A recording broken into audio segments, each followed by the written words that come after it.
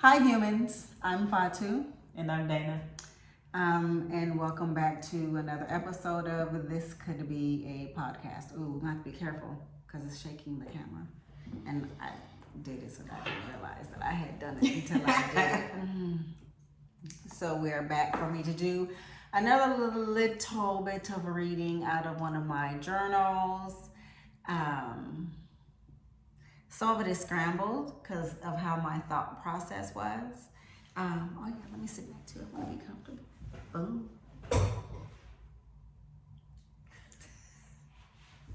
Anyway,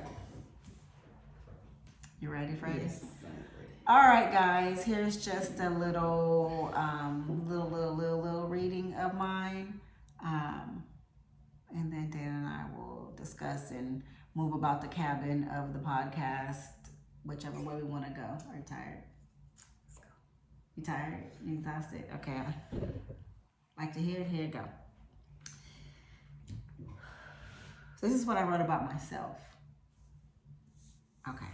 It says, I'm a grown woman, child type of thing that bends and meshes with humans, although what I usually get in return are stiff-ass boards that always stand still, and as I move along to my next disappointment. Don't read while I'm reading. It makes me nervous. I'm a weirdo. Okay, then it says sad ass subhumans. I like to call people subhumans. You know what a subhuman is? What is it? It's the opposite of a human being. Oh, okay. It's a pseudo human being, basically. Okay, subhuman. And I like to call people that quite a bit. It's really like calling them less than a peasant. Oh, wow. Something you learned about me today. Like to hear? There you go. Okay, so, and I said, I will admit that I have been a part of some great, good, mediocre shit that has brought me some knowledge and happiness in my brief 48 years on this mouth breather ass planet. I'm laughing because it's funny. When I wrote this, I was not in a good space. So right here where I was like, it makes me very uncomfortable to talk about this, but it's weird because I'm not in that same space at this moment that I was when I wrote this. Mm-hmm. So it makes me smile, and that's really why I'm laughing. But really, I put this makes me completely uncomfortable because it's like airing out my business, and I'm supposed to be all put together, And it says, and I said, I am, and I will continue to be together in a sense, but now I'm giving myself some time and space to feel that which I should have felt previously. Instead, I stuffed everything and I stuff everything deep down. And to a certain degree, I do it now. Now like I said, I'm more cognizant of the behavior. So I changed that and I let it out mainly only to you. Sorry.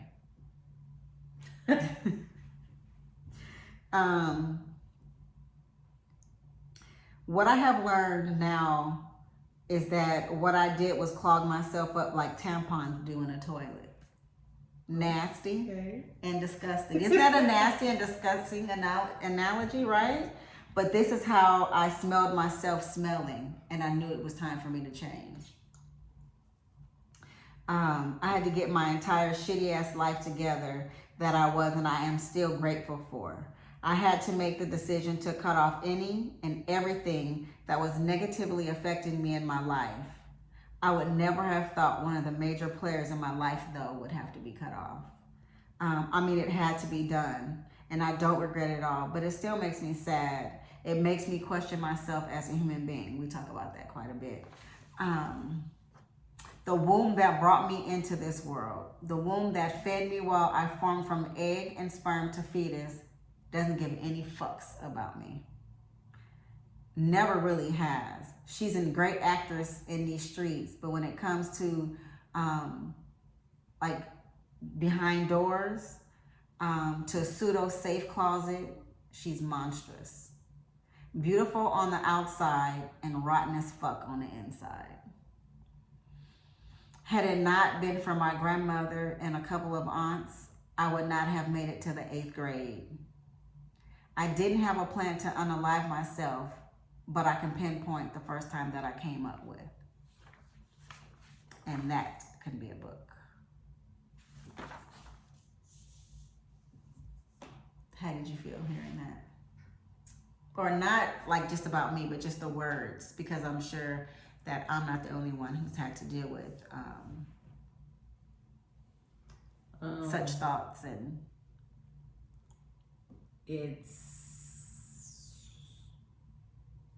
I've heard the words before, and so they weren't foreign to me, but are you desensitized to them? No, not at all. The idea that I know that this is being recorded and you will be sharing this on the internet, despite the fact that I know what's going on and that we're recording for that purpose, it still was in OMG. Like, I can't wait for the full breakthrough, because I've been waiting for the breakthrough for you since the moment that I, for myself, saw what was taking place with my own eyes. You didn't have to describe it to me. What are we talking about right now? Your relationship with your mom. Oh, okay. For you to gotta let the people know. Oh, we I'm can't sorry. talk in code, love. For you to describe it was one thing, but for me to see it with my own eyes, the interaction or the lack of interaction, the disdain, the lack of respect, just the lack of care.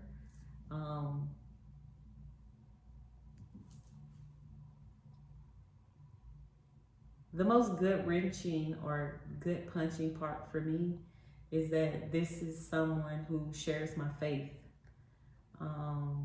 who says that they are a Christian, but you don't walk the walk. Like, how can you love me, someone who you don't know, but you don't show love, care, and concern for your own child?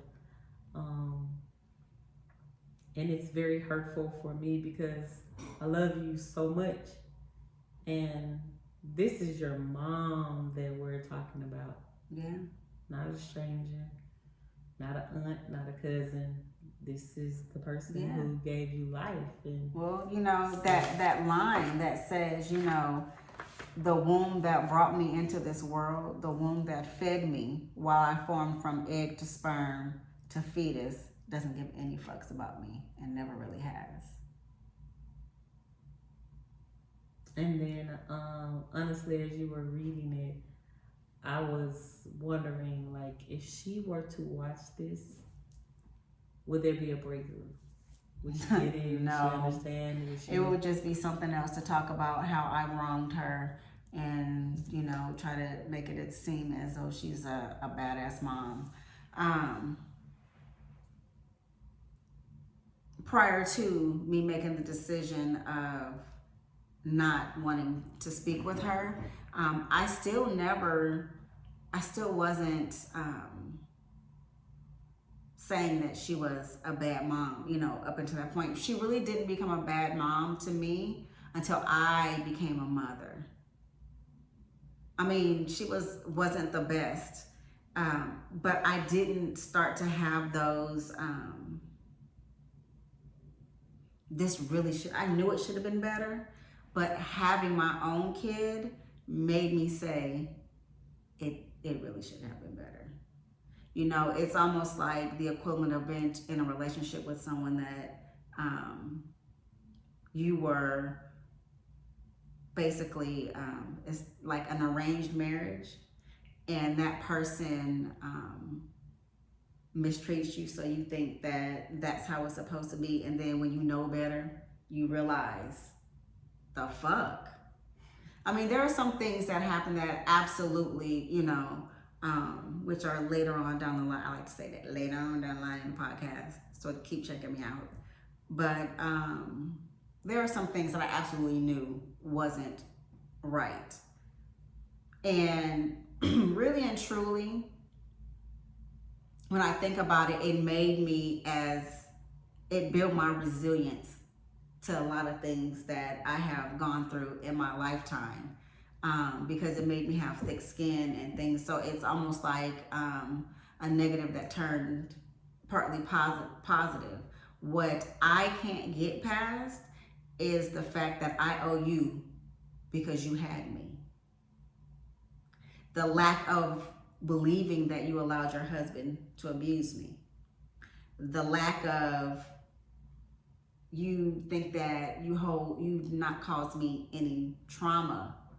You know, it's that I was going through, what did she tell me?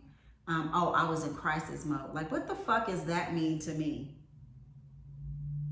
What does it mean to you? When she tells me that she's in crisis mode, it's a blow off. It's a push me off. I could give a fuck about how you felt because this is what I was going through. I went through hard times, and let me not make it seem like I'm the perfect mom, as if my kid don't need therapy. We all need therapy, but are you shaking? Oh, that must be me, sorry. My bad. Who was I? Oh, I was talking about how, but the lack of accountability, that's the word that I was thinking about, the lack of accountability. And while I can understand that the traumatizee remembers and the traumatizer does not remember, or they try very hard not to remember, the gaslighting and the woe is me about it. There isn't anything that my son can come and tell me about what I did to him as a kid, and he'll be on the podcast. And so however I made him feel at that moment, I have to apologize for that. I have to own that I scarred him in that way.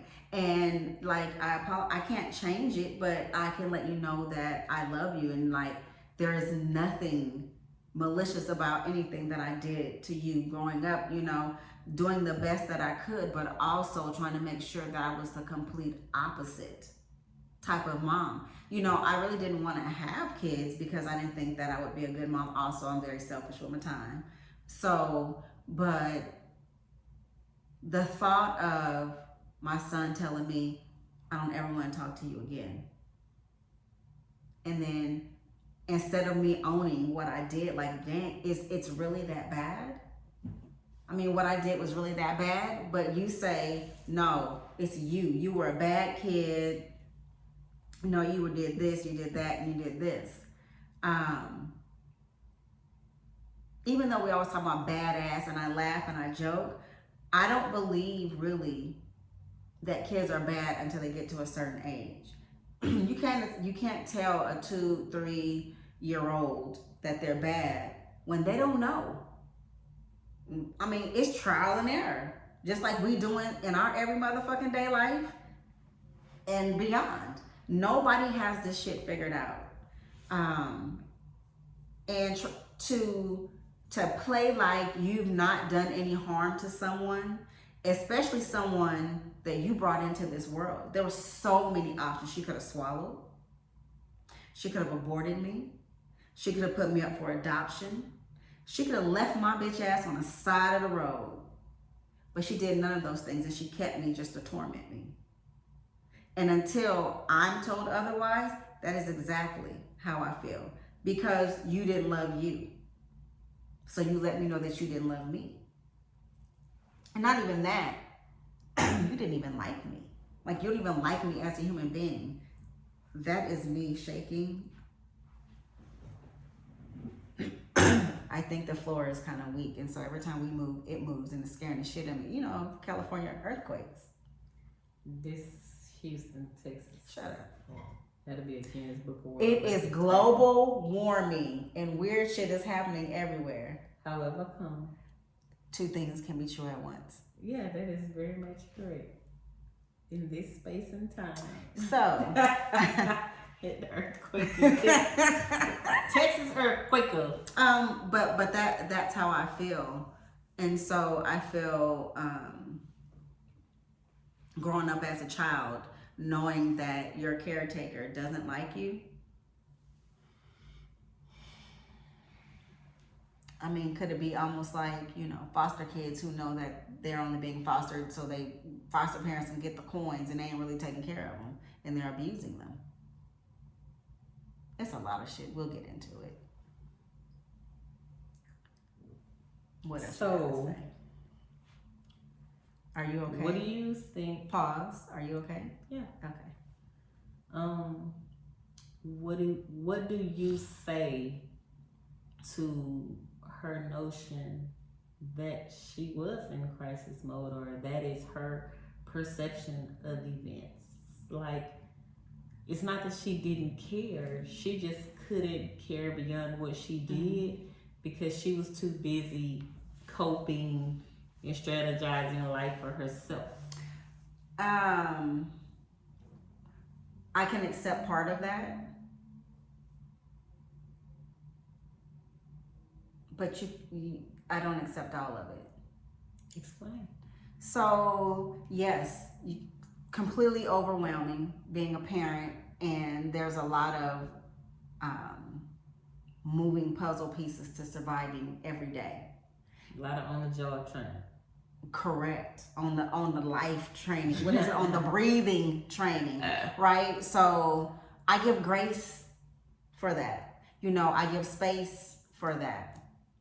But later on, when you come back to me and you tell me that, the times that you told me, that you were at church or you were at work, and that's why you weren't at home and your husband was beating my ass, and to find out that you was with another man, that throws all that bullshit out the window. I have no respect for that. And what's also is that you'll say some shit like that, like she told me sitting in our house at the kitchen table at the duplex is what when she told me this. She'll say that she never said it.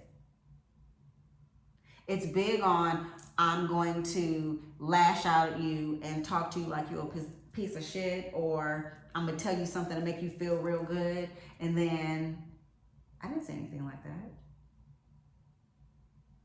Almost like the day that when we moved into the rental house, and we were talking about paying the bills, and she told me that she needed to check to see what she needed to pay before she can give me any money on the bills.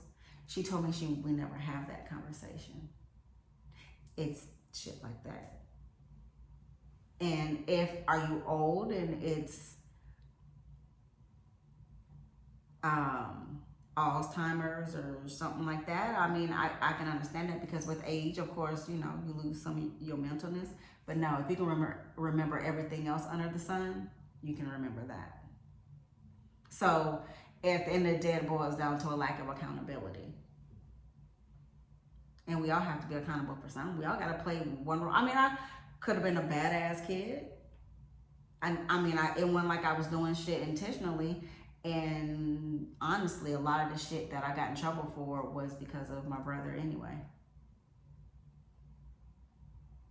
Because I'm not going to lie. My grandmother told me, don't never throw a stone and hide your hand. So if I did something, yeah, the fuck I did it. So and I take my licks. Good thing that you brought up your grandmother. Did you have the opportunity to go and live with your grandmother because you felt so much? No, I begged. I used to beg to go live with her, but I was never allowed to go with her.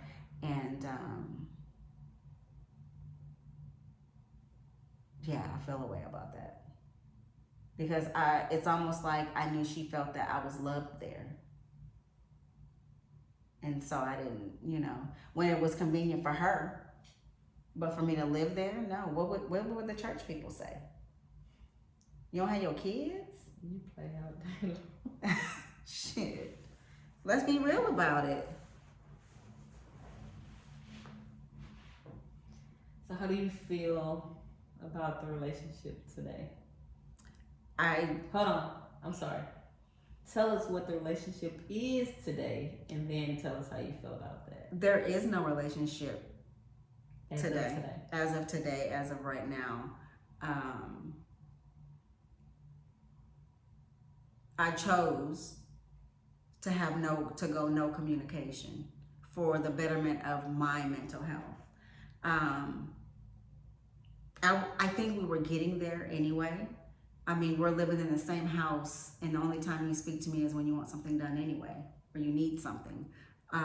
We were moving in that direction, but really what sealed the deal was I was going through therapy, and I was doing virtual appointments.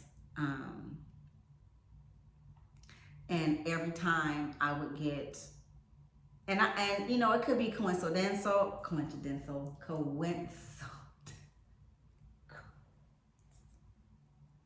Say the word, coincidental. Could be a coincidence. Oh, therefore, we'll do it that way. Sorry, y'all.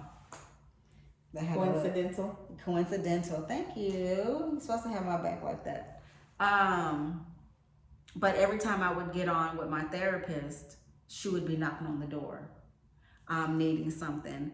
And so, or maybe she knew because I would put Mazikeen, either I would let her out back or I would, you know, put her in the kennel. And typically if I'm home and she's sitting out back, I'm sitting out, not to watch her, but just to enjoy being outside, or, you know, I'm doing something else in the house. And so in those particular day and times, which now I guess it all makes sense, is that I would let her out, or I put her in the kennel so that I could, you know, talk without her being there, as a distraction. And I would get a knock on the door, so then I would go from like sitting on the bed talking to, because I didn't have any headphones on, so then I would go a step further and go into the bathroom. That was it, you know, our bathroom, and close the door, and I would get a text message, you know, of her needing something, and it just started to seem to happen every single time I am, you know, on a call. And then, you know, I was down for a long time, you know, and you were basically the only one who really got to see how low and how down I was. And then we just happened to, we were watching TV in the living room. I don't even know what it was. We could have been laughing at The Closer or Major Crimes or one of or in the heat of the night, we were watching something and it was funny. And so, but prior to that, I had been like very ho-hum. I had been down, I had the long face, you know, I just really felt bad. In that particular moment, I was like laughing and smiling. Then of course I get a text message that she needs something. And when I go in the room, like she has this smirk on her face and, you know, asking me about, you know, you've been down lately, are you okay? But it's not, you know, she could have absolutely been checking in, but it's the smirk and the devilish look in which she had it, like her face, and it looked very demonic to me. And so at that point I was like, no, I can't I didn't even answer her, and I don't even know what she wanted. I just turned around and walked out of the room. I told Mazikeen, let's go, because she'd follow me in there. And I went in the room and just kind of started watching probably The Closer or Major Crimes. That was the beginning of, I just need not to talk to her, because I think that was the way it made me feel, was like even dirtier than I already felt. And then as my mom, you only really want to know so you could tell everybody else my business, because that's what she was doing anyway. So as your significant other, it was extremely hard to experience, because of course I just want to grab you and get you the furthest away from that situation as possible. But then again, we're talking about your mom. Mm-hmm. And so we had conversations. A supportive mate, you can't necessarily say everything that you want to say, and you have to have compassion, and you have to give grace, and understand the relationship, because this again is her mom. So there were days that were very, very hard for me, and if you know me, holding my tongue and biting my tongue is extremely hard, especially when I want to come to the defense of someone that I love very dearly. but you had to, had to tread lightly. A lot of prayer, you guys, a lot of prayer. Thank you. Um, For your efforts praying and your when you time. waking up, Yeah. praying throughout the day, praying on the way home, praying when she's laying down, when she's watching TV, thanking the Lord, praising the Lord when she's happy and smiling and laughing and laying hands on her and praying for her in the middle of the night when she getting this little 30 minutes of sleep because she doesn't sleep because of the stress and anxiety, and just knowing that some of the health problems that she was having was because of the stress of trying to hold on to these relationships. But you also have to allow the person to come to the conclusion of separating from those relationships on their own, despite what you may think or feel. It has to be that person's decision, or else it's going to cause a lot of stress, friction. And it's not going to be permanent. It's going to cause resentment. Yeah. And that's what I was about to say, a lot of resentment, because it's like you force their hand.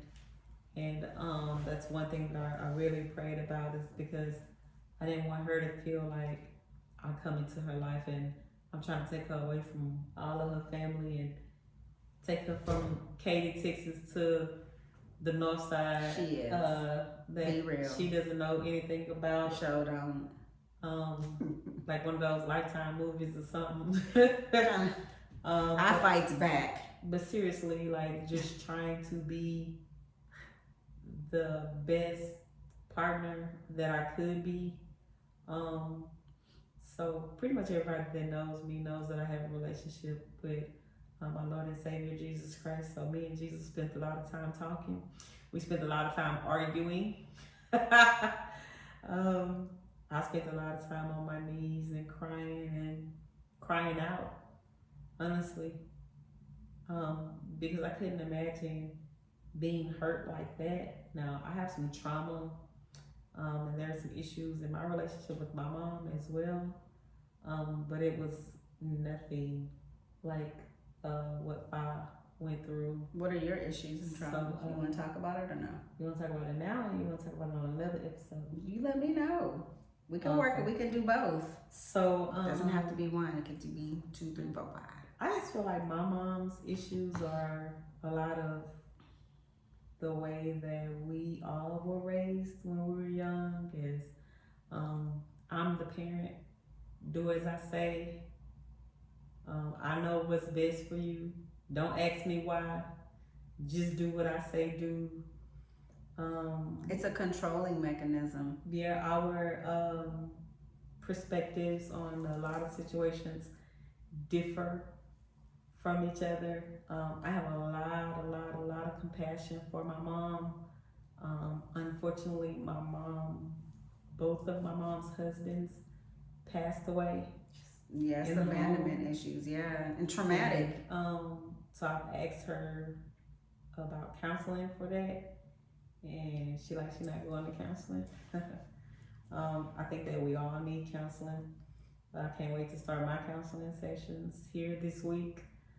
I think I got a lot of issues. I have a lot of abandonment issues and a lot of rejection and neglectful feelings.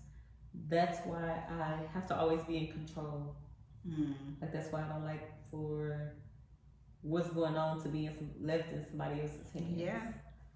Because if I can't control. If I let me down, okay, do fucking better. Yeah. But if you let me down, for real? How dare you let me for down? For real? Yeah. Oh, okay. How dare you? Yeah. How dare you hurt me when I giving you the opportunity of my love and trust and devotion and loyalty. But for trust, trust above anything else, I gave you my trust and then you broke my trust, and so how am I supposed to? Yeah. my mom raised me and my brother and sister very, very close. And so I love that about her. Despite the fact that Corey tried, I don't know how many times this little boy, he was a terror, man. He was such the antagonistic type of person. He just, yes, he's a sage. He's just annoying, just unnecessarily annoying. I remember a time I had came from a basketball game and I was asleep. And Corey came in the house and took a pillow from me. So I was telling him to give me back the pillow. So we were arguing about the pillow. And then my mom comes in and Corey go outside. And she's like, what's wrong? And I told her what happened and she was like, take the pillow. And at this point, I don't want the pillow. Why? Because he touched it? Because he gone outside. So who am I arguing with now? Because I was arguing with him. So I'm like, I don't want the pillow. Just leave me alone. So she was like, take the pillow. And I was like, I don't want the pillow. She said, I said, take the pillow. And I said, I don't want the pillow. So all of a sudden, I just hear, bop, bling, bling, bling, bling, bling, bling, bling, bling, bling, bling, bling. And all you had to do was take the damn pillow. Yeah, and the gling, bling, bling, blinging was a picture frame. She had hit me over the head with a picture frame. You know what? You know, moms will beat your ass with anything that they could grab their hands on. Look at here. Like, these kids have no idea. So yeah, she hit me over the head with a picture frame. And like probably maybe like 4 or 5 years ago, I was talking to her about it and asked her, did she remember the incident? And of course, her recollection of the incident is something completely Sorry, y'all, I love different. Candy. But you know, at 40, it's hilarious to talk about it. But I can't imagine what emotions I went through and how it made me feel at that time. Mm-hmm. One thing that I do understand, shout out to Miss Harris. Me and Miss Harris, the counselor at the school that I work at, we were talking one day and she asked me, have you ever read the book, Everything I Need to Know? I learned in kindergarten. Now. And so I actually got that book for us over the Christmas break. And it is a true eye-opener. There are, if you need a new read or a good read, check that out. It's on Amazon, under $20. Again, it's called Everything I Need to Know, I Learned in Kindergarten. Social skills, man. Social skills are extremely vital in being a successful citizen in this world, man. You need to know social skills, how to have a conversation, how to ask for help. Good talking. Oh, okay. I was just trying to, eye hustling, as they say, to see what you're writing. But just to learn that not all of us are equipped and are masters of social skills. And that is what derails and deters different types of relationships. Mm-hmm. Because we don't know how to properly have a conversation, look at the person in the eyes to ensure that they know that you're speaking to them, allow that person to speak without you responding, then you respond to what that person said, acknowledging that you heard what they said.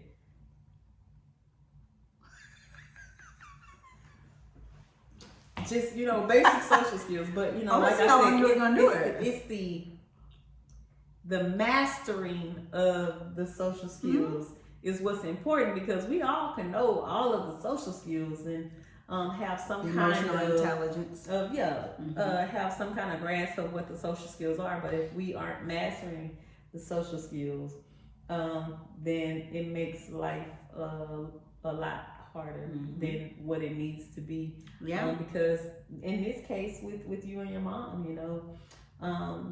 social skills of, like I said, having a conversation, asking for help, making an apology, accepting constructive criticism, accepting the consequence. Because the difference between the relationship with my mother and father, because I mean, he wasn't in my life growing up either. Your father was no. Okay.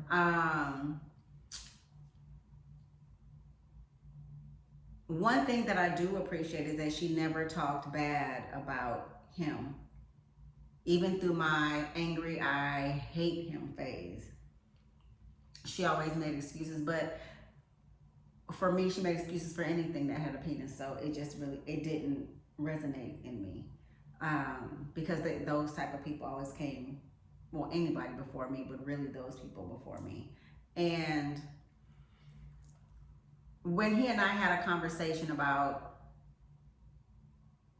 how I felt growing up without him, or him not being there, and just my childhood and how that felt, genuinely he apologized. And not that I'm looking for an apology, but the recognition that I did do something to hurt you, and I'm sorry. Yeah. Not a blow off excuse. Yeah. And you just trying to make me seem like I'm just a bad mom. And so really and truly, not that we have the absolute walk down the street skipping relationship. It's not bad. Yeah. But we check in from time to time.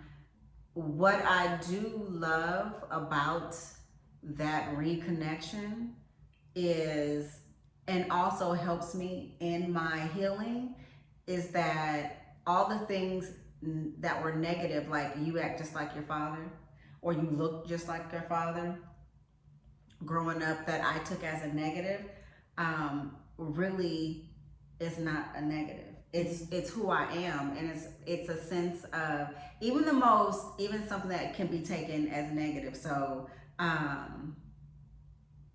am pretty even keel until I'm not, and sometimes it takes me a minute to get there, and sometimes any time at the drop of the hat. Really, I just pick and choose what I'm gonna go off on, because some shit really is not worth my time, or it's not really worth all of that extra vibrato and emotion and going there and the possible outcomes, right?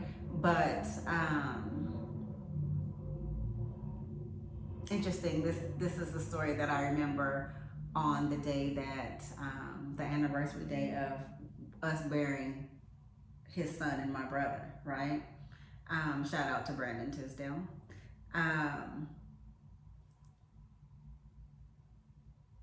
He was coming down for his indoctrination, because he later on wasn't a minister, but he was becoming a minister, and so he flew down.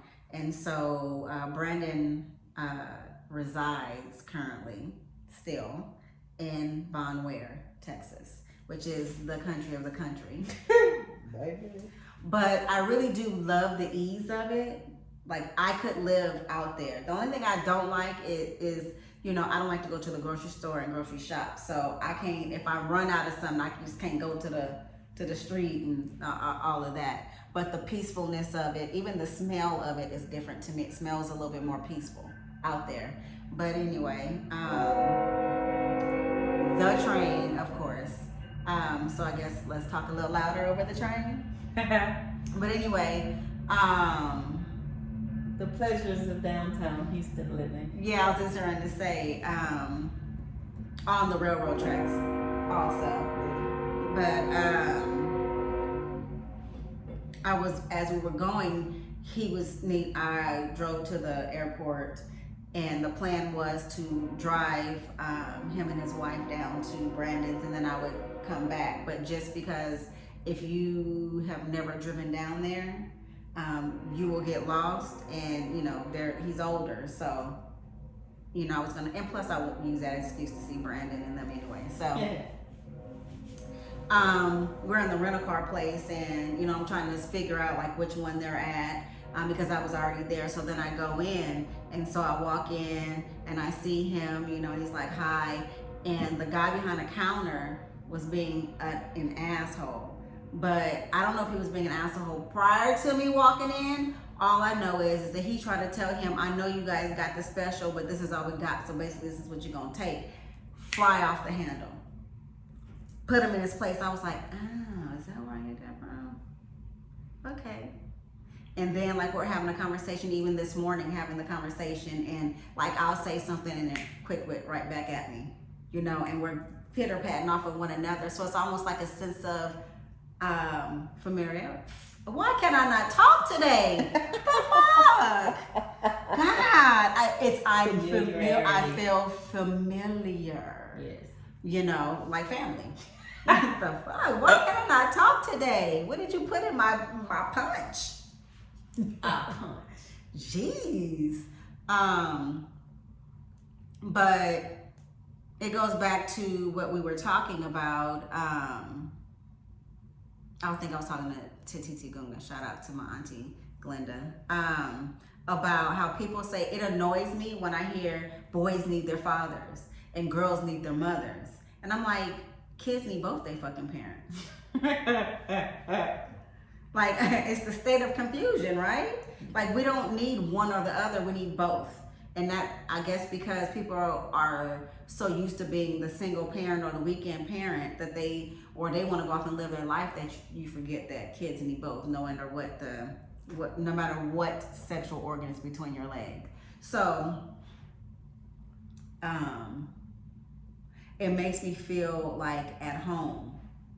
And even on this day of the funeral, I have, it's on my Instagram page, and it's just a picture of us, and like we're standing in front of the casket, and I saw him standing there,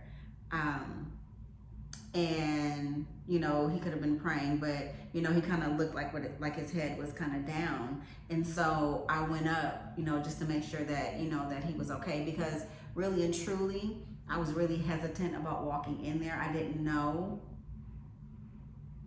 what I was gonna do, because I was being stoic at that time. Like, okay, I'm still gonna be me, my personality, even though on the inside I was dying a little bit.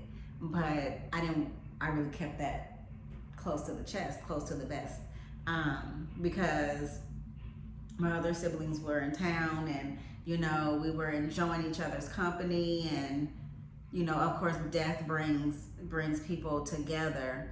But on one hand, I was sad as fuck, and on the other hand, I'm sitting in a hotel room with my father, my sisters, and my brothers, and we don't really ever get together. And that sense of we're all here together and we love one another, and even though we don't talk every day, and sitting and looking like bookends, you know, is what was keeping my heart together. Okay, I don't want to talk anymore because I'm going to start crying. But it was the best, and one of the best and worst days, you know, times. It did me some good to make sure that, you know, they were good while they were here. Yeah. At one of the most worst times, because, you know, not that we're all close, but we lost a brother. He lost a son. Yeah. You know, we're not supposed to bury our children. So I feel like there was another layer there. It's almost like you lost love twice over. And so to crack a joke and you know, he smiles or laugh and I see me in that, made me feel like we can kind of do this thing now. So anyway, I'm sorry, did I get off subject? No, it's all good. I mean, hey, we don't have a script. We just ride the wave, right? So my childhood was not like that. My mom and father were there. You know what's so interesting though, is that we have different definitions of father and dad. Like, to me, I feel like I had a father. I didn't have a dad. My dad was there. My dad was in my life until, unfortunately, my dad died in 1989. And then there was my mom, this young adult who had 3 kids to take care of, one being special needs. So my mom. But couldn't wait a have any minute. But wait a excuses. minute. What I was gonna say is, but she did that, right? What? Because I mean, like, but y'all made it. Yeah, so, like, she did it. She dug 10 toes down. Man, I'm talking about she was 10 toes. Shit. But what was interesting though is me and my brother laugh about it now. It's like we thought we grew up poor. We used to always say that we were poor, but then we hear stories of people having to eat syrup sandwiches, people having to eat sugar sandwiches, and mayonnaise sandwiches. We didn't have to eat that. We ate it because we wanted to see what it was like hearing that's what our friends ate. Now we ate the beanie weenies, and you know we slept in the room where it was meat, pork, the pork and beans with the wieners, chocolate wieners. We called it exactly what's on the can: pork and beans and weenies. That's what's up. So you know, my mom made it look easy. As like looking at it now and talking to her about certain things, how hard it was. She made it look a lot easier than what it was. What's crazy is that my favorite Christmas was probably one of the hardest Christmas for her. All we got was a warm-up soup and some gangsta Nikes. That's it. But that's what you wanted. Man, yeah. And that was hands down, the best Christmas ever. Hands down. But like I was saying, you know, I think poor is a perception. That's what's up. You know, because there are a lot of people who do not struggle to pay their bills on a monthly basis and are comfortable to go wherever the fuck they want to go when they want to go, but are poor as fuck. Yeah. So, but sorry, I just wanted to make that point. You're okay. The one thing that I am grateful for and that I thank God for every day is that I am able to have those hard conversations, even though I have to tell her at times she's being mean, she's being a bully. She does have those talks with me. But she loves the shit out of you, though. She does reflect on some things, and she'll come back and be like, I was wrong. It's hilarious to hear when her and my brother argue, because they're both be calling me. I can't even pick up the phone fast enough from one caller to the other. Let me tell you about your mama. Man, your brother just called me, and I just be like, oh, they're so much alike. It's hilarious that they fight with each other about the same thing, saying the same thing. That's why his son looks just like her. Man, spitting image. You know what? I thought that Mikey looked like my mom until my cousin Tia was sending me pictures of my dad. It looks like they took Mikey and set him in between Uncle Stuff, Uncle Daphne. Yes, that looked like Michael Dwayne Jenkins Jr. sitting right there, and not Michael, my dad, sitting right there. Shout out to Mikey. He's Xavier's friend. Xavier remembers him. He doesn't remember his name, but he remembers. My friend, I'll show you the video when it says, my friend that came to your other house. That's hilarious. But yeah, I am very, very grateful for my mom. And I try to tell her every time that I can that they say that you choose your parents. I think I would have chose LeBron James or Cheryl Swoops or Cynthia Cooper or somebody like that, or who when I was younger it was Jackie Joyner Kersey. Of course, all these athletes you hear me naming. To be my parent, I wouldn't have chose her because of the money that she had. I'm done. But on the love level, I could not have asked for a better mom. You know, growing up an African American lesbian in the time in which I grew up. My mom prayed for me and my mom loved me. That right there, when I hear other friends, parents saying that they hope that their child catches AIDS and dies simply because of their sexual orientation, like what does that change about that person being your child? It's not that it changes the child. It changes how people are going to view them as a parent. It's something within themselves that feel like I guess like that cage is locked up even more. And what are people going to think about me that my child is going against the grain? Well, I guess I get my self-esteem from my mom because that's not the way she saw it. Like, but I'm talking about like the majority of the people. Yeah. You know, I personally think that, I don't feel like you should have to come out. You don't come out as heterosexual, so why do you come out as homosexual? Or asexual. Or any type of sexual, for that matter. Like, it's nobody's business what you are doing in your bedroom and how you do it and who you do it with, unless they trying to get up in there with you. Seriously, because some of these people who are condoning and going out their way to figure out and bash people, that time that you spend, you know, talking shit online or, you know, going to protesting and all of that, that's time away from whatever your job is, whatever your family needs. Like, you are taken away from self and family to go bash somebody else because they don't believe, they're not living how you want to live. But then you go home and you close the door at night and this person is out doing whatever it is that they're doing, flailing through life, or people who conform and they do whatever their parents do and they go home and they're miserable as fuck at night. And the parent is just as content. And then they could be doing the same shit they telling you not to do. Let's be real about it. You know? You know, just everybody is put here for a reason. And the reason isn't to put your nose in everybody else's business. The older I get, the more private I get. And I feel like no one is entitled to what is going on in my life.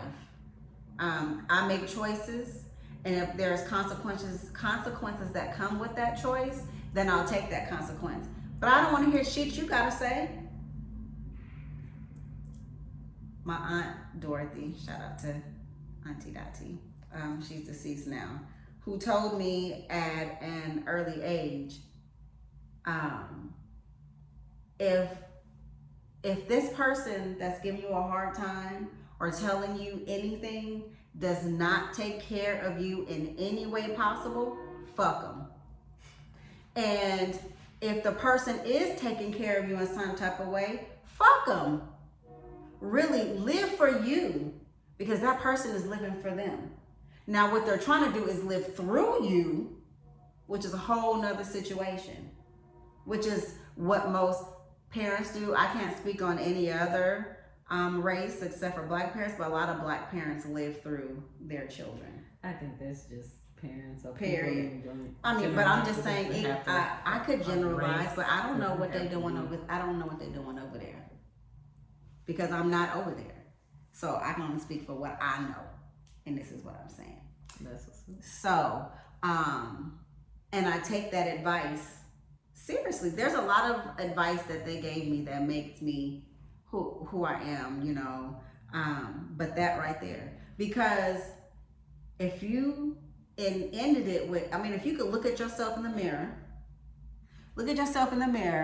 at the end of the day and be okay with what you look like, and you're happy with the life that you led that day, then who gives a fuck about what anybody else says?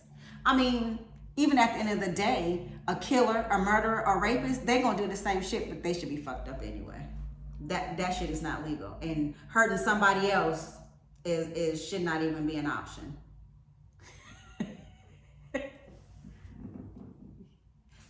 Lean back.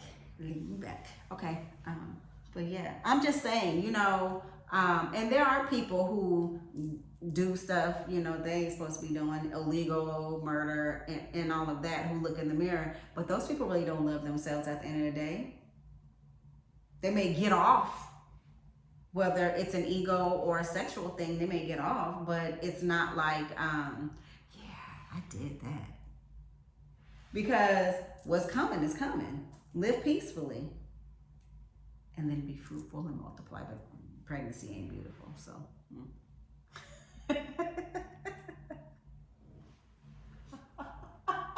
Why are you laughing? pregnancy ain't beautiful? No, it had to be a man that coined that bullshit.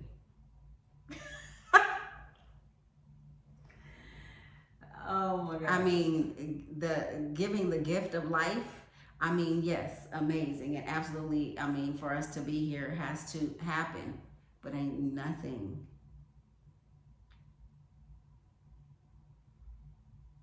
I mean, I'm thankful for my kid. I love him. I like him. I like him. Yeah, I do. He's a good person. He be doing some jacked up stuff, but I mean, who don't? We all live and learn. We all make mistakes. You know, it's not like he is, 1,000 years old and still doing. Well, that's not true because I'm gonna be a Toys R Us kid forever. I believe so. That right there, yes, I do believe that you Listen, will be 1,000 years old, still playing. What does this say? Still being silly. I'm a grown woman, child type of thing. And that's the type of thing, girl. I'm a thing. Thing. How that make you feel? Thing. How you spell it? Thang. Thing. That's what's up. Anyway. So you have discussed the fact that you don't talk to your mother, the fact that you don't aspire to talk to and or have a relationship. At this moment in time, no. Mm-mm. Okay. I mean, I am not the holder of the future, so I don't know what the future holds. But if you cannot bring any positivity my way, if it's negative, anything negative, I'm swatting that shit up out of here. I just can't do it anymore. My tolerance level is, gone. And I'm not sure I want it to come back. Because I'm not setting out to fuck with people. I'm not setting out to belittle anyone, demean anyone. If we are interacting, then I'm being genuine in my interaction with you. And so if you abuse that genuineness, then I can't deal with you anymore because you're an ungrateful beast.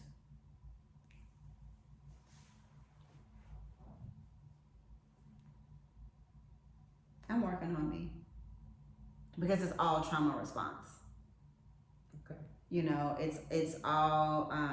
I told you I like that picture of my phone that says it's the rib cage and it says our hearts are monsters. That's why they're locked up in cages, and I feel that. But what I wonder is that if my personality, the level of darkness that I do enjoy because it's comfortable there because that's what I know, if it would be that way if I wasn't abused. Because I think that I was a loner anyway. I like being alone with me, whether it is reading, writing, playing music and dancing, or watching my show. I'm okay with being me. I used to go out to dinner by myself and to the movies, basically date me. Or just love me on me, when I was younger. But that and dealing with stalking really set me into hermit mode. And so while someone would say, you've been in the house, like you've been in the house all week, we gotta go somewhere. And I'm like, okay, I'm good. Like I feel like when I want to get out, I do. If it gets to that point. But I get out, I walk Mazikeen and that's not getting nothing. Yeah. I have to fight with her down the street half the time because she was doing that damn sniffing, working my nervous system. She has to stand on the corner a lot. I'm gonna tell her we're not prostitutes around here, boo. Thank you very much. For what? For sharing. It's time to go already? God, I feel like we just started the podcast. One thing that I can say though is It has been a pleasure. Yes, it is. And I didn't even say, I said I wanted to say at the beginning and the end, and here I am on another one saying it at the end. And that's fine. Barely with difficulty comes ease. So, if you are going through a difficult time, hang in there. It will get better. I don't know when it will or how long it will, but it will, because life is and not.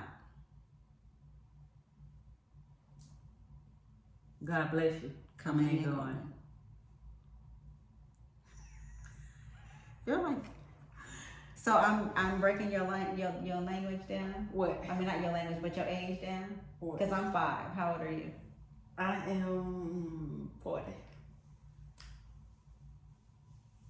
Bye, y'all.